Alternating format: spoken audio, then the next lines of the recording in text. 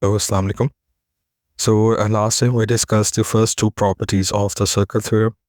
And if you have skipped that, I'm going to share the link in the above. So you can click on that link to see first two properties of the circle theorems. Today, we are going to discuss the next two properties of the circle. So this property is related to the angle formed from the same points on the circumference of the circle. So before going to the definition, let's understand this concept that, for example, if we are taking 2 points A and B like this, and by joining these 2 points, we have made an angle, let's say here, by joining these 2 points, and let's say this angle is C. And if I make any other angle from joining these 2 points on the circumference of the circle, on the boundary of the circle like this, let's say D, so we say that these 2 angles are same because they are in the same segment. Our same segment means same portion. So similarly, if you say, if I want to make any angle on the circumference like this, for example, you say I want to join this and this like this, and then I want to join the same point on the B, for example, like this, and whatever angle is formed here, this one, this angle will also be same. What is the reason? The reason behind it is that they are forming in the same segment.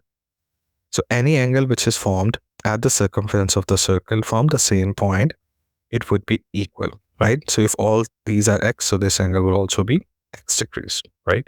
So the key point here is that the angle has to be in the same segment and angle should be formed from same point, So these are known as same segment angles and they are always equal. So that is the third property. Now coming towards the fourth property. So we can see here in the circle that it is a quadrilateral. Let's say we name it as A, B, and C, D. So this is a quadrilateral. And this is a quadrilateral in such a way that all the vertices of the quadrilateral are touching the circle. Or we can say that the quadrilateral is formed inside the circle. So such a quadrilateral which is formed inside the circle is known as the cyclic quadrilateral. So that's the key word.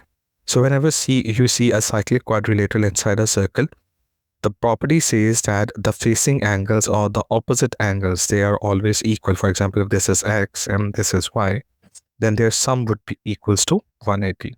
Similarly, if you say what about the other angles, yes, the angle formed at A, let's say I take it as u degrees, and angle at point D is, let's say, v degrees, then I will say that yes, since they are opposite angles of a cyclic quadrilateral, then their sum would also be 180 degrees, right?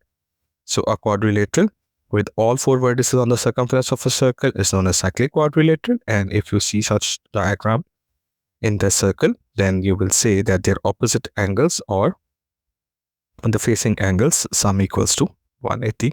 So that's the theorem number 4.